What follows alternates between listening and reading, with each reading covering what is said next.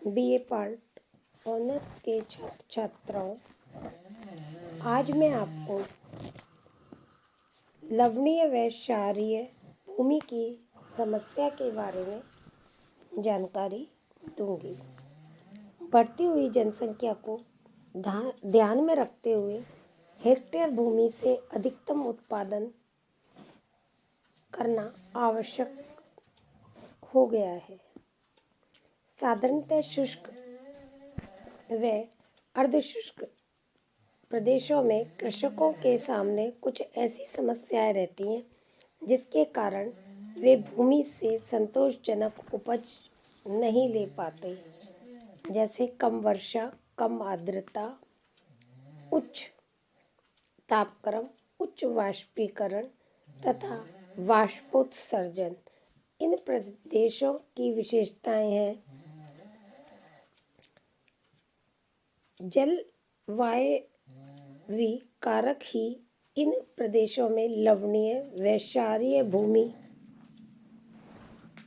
तथा कुओं में खारा पानी बनने हेतु उत्तरदायी है। चूँकि इन खारे पानी को ही इन प्रदेशों में फसलोत्पादन का काम लाया जाता है, इसीलिए लवणीय व क्षारीय समस्या और भी बढ़ जाती है।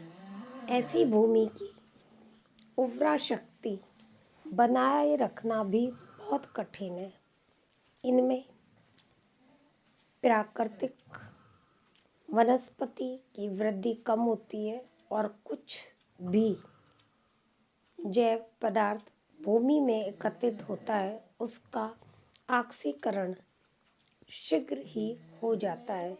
राज्य में करीब 7.2 लाख हेक्टेयर भूमि लवणीयता व क्षारीयता से ग्रस्त है और यह क्षेत्रफल दिन प्रतिदिन बढ़ता जा रहा है। इस क्षेत्रफल का अधिकांश भाग जोधपुर, पाली, भीलवाड़ा, जयपुर, अजमेर, भरतपुर, टोंक, अलवर, नागौर, चित्तौड़गढ़ जिलों में सर्वाधिक देखने को मिलता है। राजस्थान का काफ़ी भाग शुष्क व अर्धशुष्क है। यहाँ खेती योग्य है। कुल क्षेत्र का 15% भाग मृदा व जल समस्या संबंधी समस्याओं से ग्रस्त है। लवणीयता, क्षारीयता, लवणयुक्त क्षारीयता तथा जल की हानिकारक किस्म इन प्रदेशों की मृदा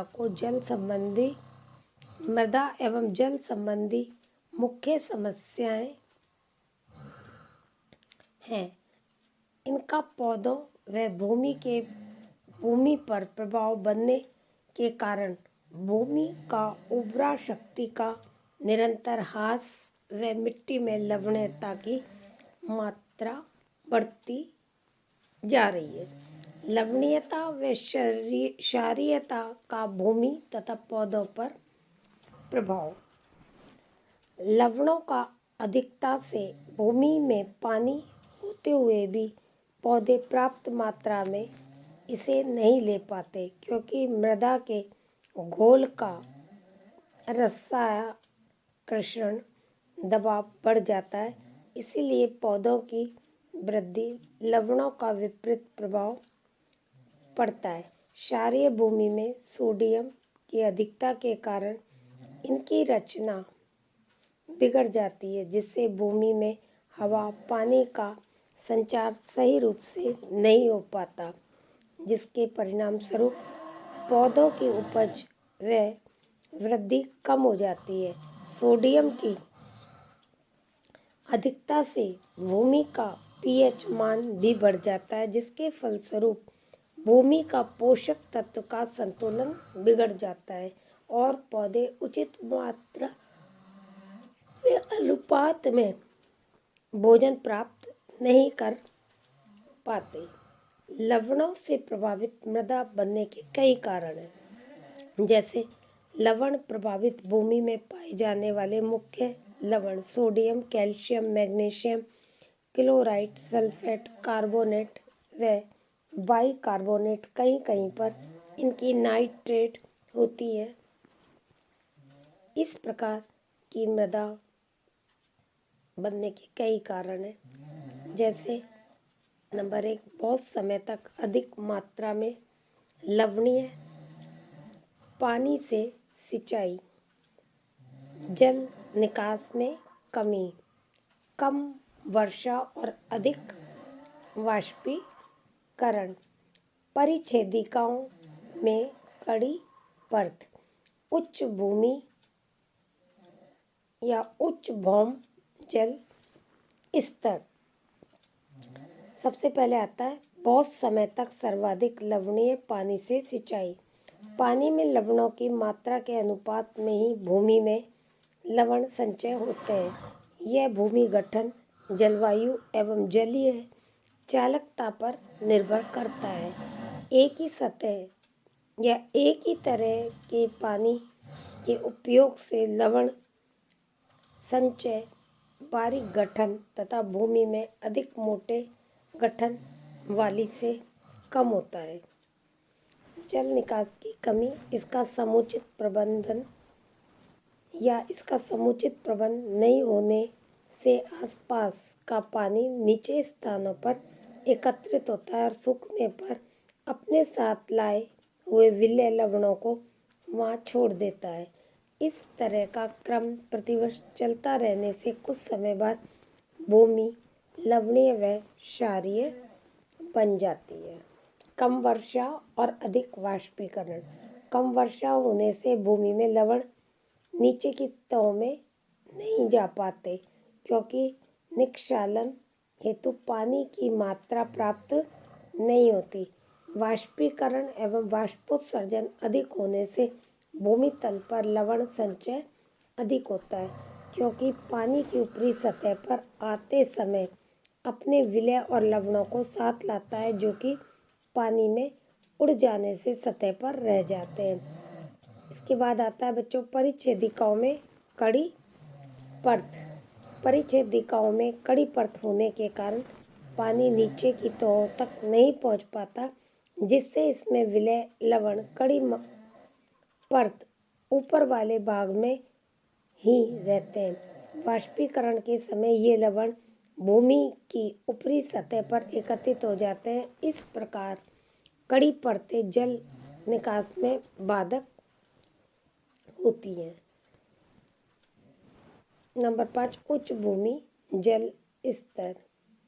भौम जल स्तर भूमि के निकट होने पर समुचित जल निकास नहीं हो पाता, जो लवण संचय में सहायक होता है। जल स्तर पर भूमि के निकट प्राकृतिक कारणों अथवा नहर, जलाशय एवं नदी के समीप होने से भी हो सकता है।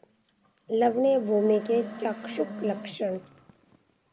इस प्रकार की भूमि गर्मियों में लवण की सफ़ेद या सफ़ेद भूरी राख रंग में दिखाई पड़ती है, जो कि वर्षा होने पर भूमि की सिंचाई करने पर विलीन हो जाती है। जब जल की मात्रा या जल का काफ़ी अंश उड़ जाता है तो फिर से दिखाई देने लगती है। नंबर 2, भूमि बंजर दिखाई पड़ती है। पौधे या तो उगते नहीं हैं, उगते हैं तो मुरझा जाते हैं अथवा वृद्धि कम होती है। प्राकृतिक वनस्पति कम अथवा टुकड़ों में होती है। नंबर 3, भूमि में प्राप्त नमी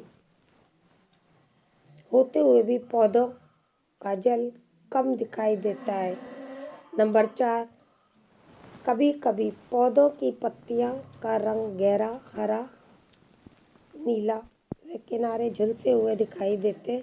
कुछ पौधों में पनहरी, माहीनता तथा उत्कर्ष एवं विचित्र सुखाव के लक्षण दिखाई देते हैं। तो बच्चों, ये भूमि की राजस्थान में अनेक समस्या है।